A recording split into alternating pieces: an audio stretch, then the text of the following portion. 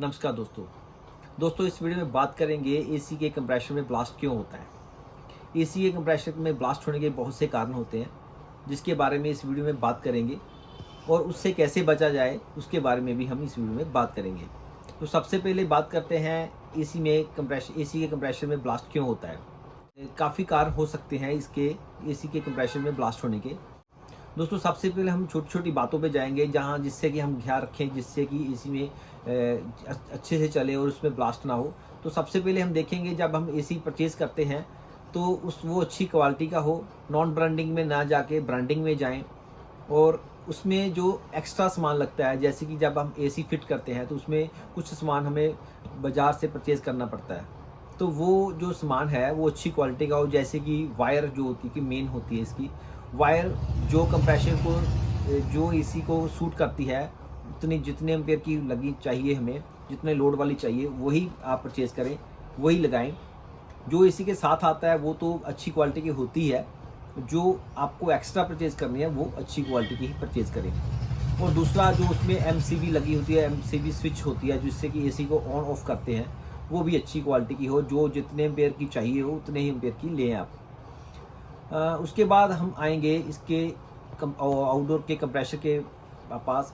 तो आउटडोर का जो कंप्रेशर होता है उसमें ब्लास्ट होने के कारण होते हैं ओवरहीटिंग के बाद उसमें होता है लीकेज और अच्छे से वैक्यूम ना होना और उसमें स्पार्किंग।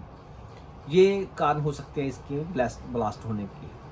तो सबसे पहले ओवरहीटिंग की बात करते हैं। तो ओवरहीटिंग होने का कारण होता है इसकी सर्विस ना होना, अच्छे से सर्विस ना होना और समय से सर्विस ना होना। और उसमें जो उसका फ़ैन है, जो उसका आउटडोर का फ़ैन है उसकी स्पीड प्रॉपर ना होना, कंप्रेशर का बंद स्टार्ट बार बार होना, कंप्रेशर को लगातार 14-15 घंटे लगातार कंटिन्यू चलाना और उसमें माइनर सी लीकेज होना, गैस की लीकेज होना, या उसमें आउटडोर में कनेक्शन वगैरह किए होते हैं उसमें स्पार्किंग होना। तो ये कारण हो सकते हैं इसके ब्लास्ट होने के।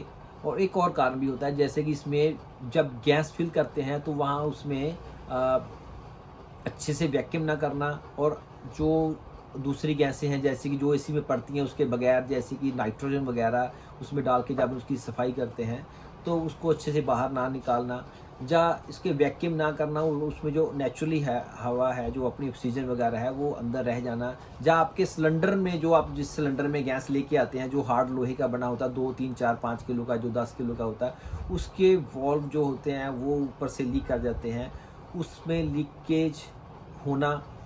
दोस्तों ये कारण हो सकते हैं इसके ब्लास्ट होने के। जैसे कि सबसे पहले हम देखते हैं इसकी ओवरहीटिंग मेन कारण होता है। तो ओवरहीटिंग जब होती है तो वो उसका कारण है भी ये इसकी सर्विस नहीं अच्छे से नहीं होना।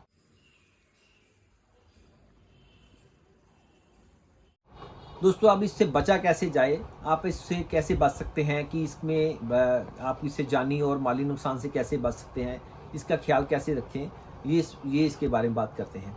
तो दोस्तों जब कस्टमर कंप्लेंट करता है कि एसी की कूलिंग प्रॉपर नहीं हो रही है तो आप उससे पूछ लें कि एसी को चलते हुए कितना टाइम हो गया है।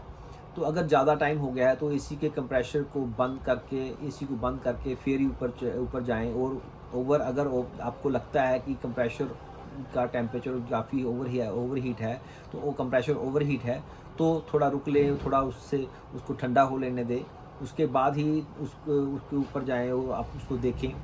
उसमें देखें भी अगर आप सर्विस करने वाली है तो अच्छे से सर्विस करें। कंप्रेशर के फ़ैन की स्पीड प्रॉपर हो जितनी ऊपर लिखी हुई है मोटर में, आप स्पीड मीटर से भी इसको चेक कर सकते हैं। आप उसको अगर आपको एक्सपीरियंस है तो आप वैसे भी चेक कर सकते हैं अभी इसकी स्पीड प्रॉपर है तो वो भी उसकी स्पीड प्रॉपर हो जिससे कि हीटिंग निकलती रहे। एयर सर्कुलेशन अच्छे से बन रहा हो, जैसे कि एयर सर्कुलेशन बनना जैसे कि जो उसकी हीट है प्रॉपर निकल रही हो, बाहर की तरफ निकल रही हो और जहाँ निकल रही हो वापस उसकी तरफ घूम के ना आती हो।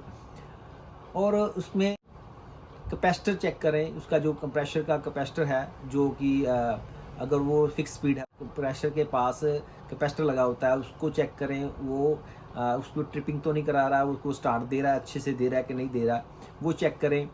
उसके बाद आ जाता है जैसे कि स्पार्किंग।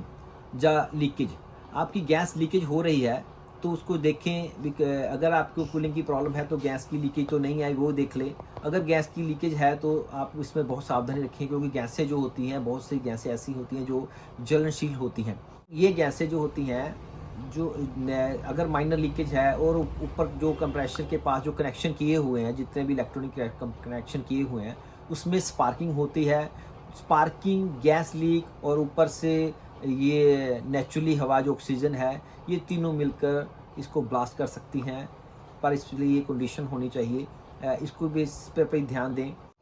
उसके बाद देखिए दोस्तों, जो अगर आप इसमें गैस फिल कर रहे हैं या अगर इसकी आप सफाई कर रहे हैं, नाइट्रोजन से इसकी सफाई कर रहे हैं, इसकी जो भर के या लीकेज चेक कर रहे हैं, नाइट्रोजन भर के लीकेज चेक कर रहे हैं या इसकी सफाई कर रहे हैं, तो उसको नाइट्रोजन को अच्छे से बाहर निकाल दें। उस समय आप कंप्रेसर को ना चलाएं।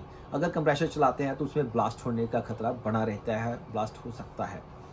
तो ये इस बात का जरूर ध्यान रखें। आजकल तो जो एसी नए आ रहे हैं उसके बाहर लिखा होता है कि अगर आपने कोई दूसरी गैस, नाइट्रोजन वगैरह या लीकेज है तो उसको ना चलाएं।